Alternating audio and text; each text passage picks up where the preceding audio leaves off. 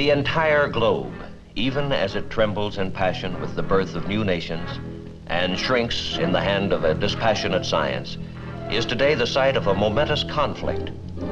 As each side attempts to prove to the world the superiority of its position, the conflict is fought with the words of diplomats, with gestures of friendship and help to uncommitted countries, even with cultural demonstrations. It is fought indeed on every level of man's experience, for the stakes are high. As one of the adversaries in the conflict, we see a challenge as great as any in our historic past, a challenge not, we hope, to be met and joined in battle, but to be faced and fought in the hearts and hopes of men. It is the challenge of ideas.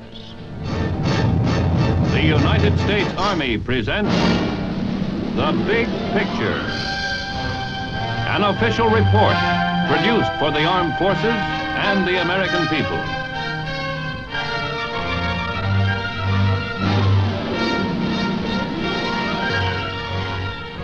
I am Edward R. Murrow. For a little while, I would like to review with you the great conflict of our times, one which demands and must get the attention and the involvement of each one of us. By maintaining an alert readiness to meet the threat of aggression, America's armed forces, in concert with those of its allies, are serving as a deterrent to war. But the truth is that involvement in this conflict is far-ranging indeed. It touches not only members of the armed forces and their families, but everyone who supports the mission of the armed forces, every defense worker, every taxpayer who foots the bill, who in fact is not involved. And the conflict itself, how can it be defined? Well, let's look at it this way. The communist bloc would like to see the entire world under communist domination. Over the years, as the strength and determination of the free world has gradually convinced communist leaders that aggressive war would be a reckless and costly gamble, they have begun to talk more and more about their ability to win from us in the arena of ideas. This, of course, is fine with us, for we are a people with a traditionally great faith in our ideas, the ideas that have moved mountains and created wealth and shaped us as free men. And we are confident that history can do no other than award us the victory in any contest in which ideas are the weapons. But I would like to say this: confidence by itself without effort does not win contests. Victory in this conflict depends on much, much more than confidence. It is a contest unlike any we have ever faced in our history as a nation. It is total competition with an antagonist who is putting into it everything within his capability. It is not a conflict between peoples, but between basic values and systems of government, between the principles of life each believes in. When we talk of these conflicting values, we are obliged to speak of that special quality which we call, for want of a better phrase, individual liberty. And when we talk of this liberty in America, we talk with many voices, for we are a diverse nation, and there are perhaps as many concepts of what America is as there are people among us. But although we look at America through different eyes, there are many insights into the essence of our moving and growing nation that we share.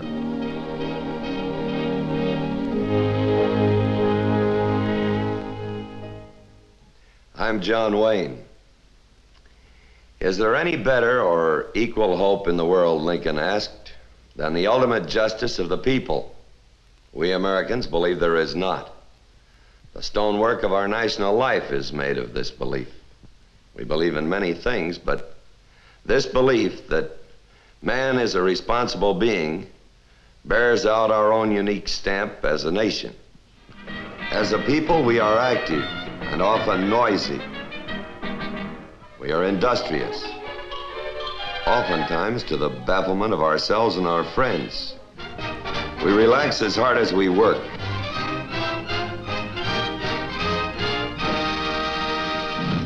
We are proud. We are sentimental. Beauty is of national concern to us. For some of us, its pursuit is a deadly serious pastime. The rest of us simply enjoy the results.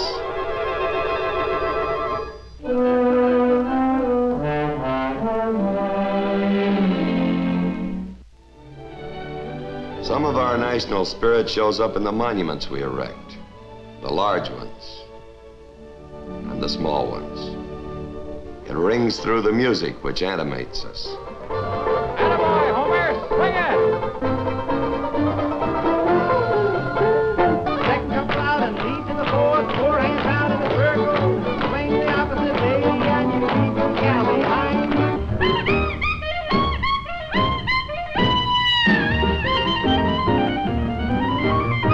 Jerry dodged that bullet and he stomped the deck.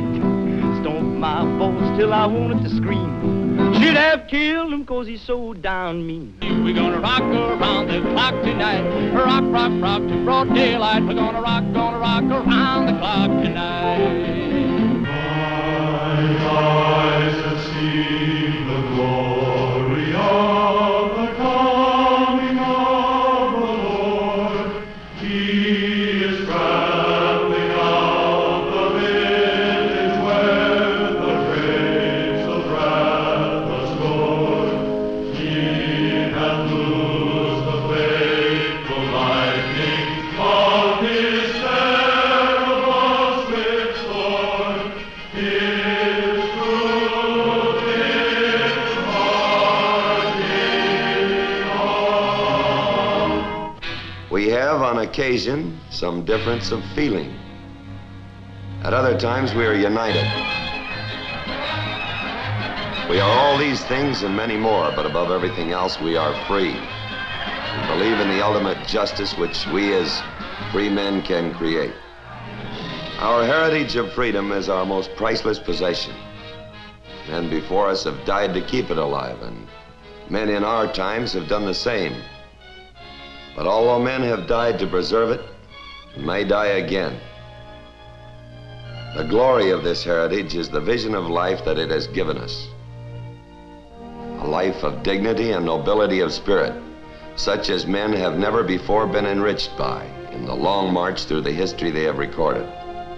There is a phrase which recurs in our national documents, the literature of our story as a people, which points to the source of our belief in individual freedom, and defines perhaps better than any other the nub of the conflict between the opposing systems of values which sweep the world today. That phrase is, "This nation under God." That phrase and others like it set the standard of our concept of man. As a creature of God, man is a being with dignity and conscience, with the ability to determine right from wrong and the obligation to act on that right. From this belief in man as a responsible being flow the beliefs in his other qualifications which we accept, usually even without bothering to think about them, as parts of that vague condition which we call the American way. His ability, indeed his right to explore the truth in all things, his ability to govern himself, and his ability to handle his own economic problems.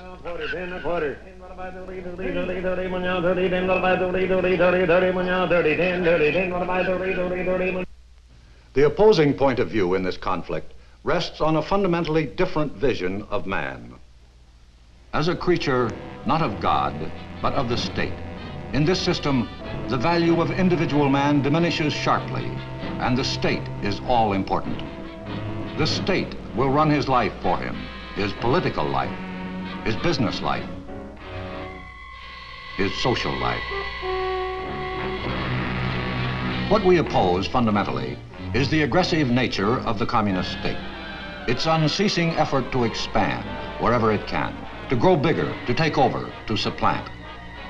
This deadly impulse toward aggression we oppose as a continual threat to peace.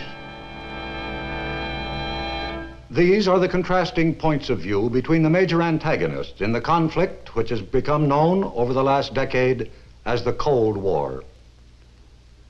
For an appraisal of this continuing and protracted conflict, we can go to a reporter who has watched the growing conflict with the perception of a trained military observer.